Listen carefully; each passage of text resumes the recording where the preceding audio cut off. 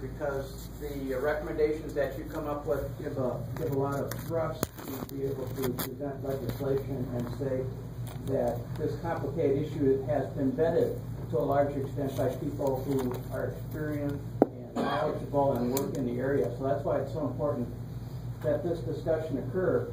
And I'm reasonably flexible to the issue of how the matter of goals is moved forward. The goals were put in essentially to provide on both a practical level some idea of what makes sense for speeds at that time, and again this was 4 or 5 years ago or more, I can't remember the exact date, but also an aspirational, so as a combination of the two to set some kind of idea of where we want to be. Given how quick technology changes, I understand the concept that it might not make sense to put a specific number in place because it's hard to know what's going to change with respect to, as you talked about, the upload and download and where things are going to be at in a few years from now.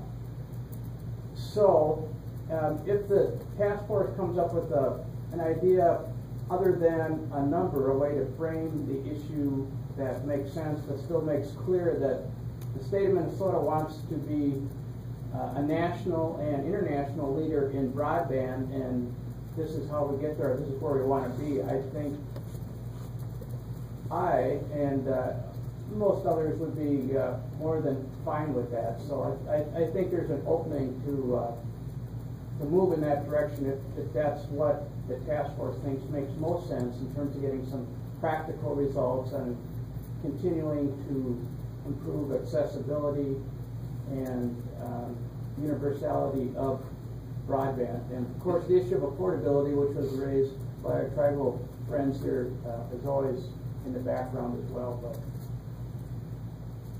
I think there's some openness and there's some flexibility for the task force to come up with a definition other than a specific number, particularly if it's reasonably practical and set something that people can understand at the legislative level. Because it is such a complicated matter, the more clear and definite the better, and the easier it is to present in bill form. So those are just a few comments.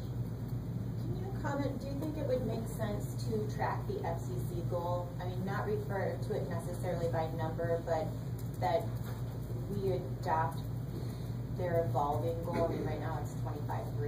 It looks like it will continue to evolve. But I've thought about that, and yes, that's certainly a possibility, but the number thing, I can see what the problem is with that as well. So, but I mean, that again gives you some kind of practical idea of what seems to make sense at this point in time.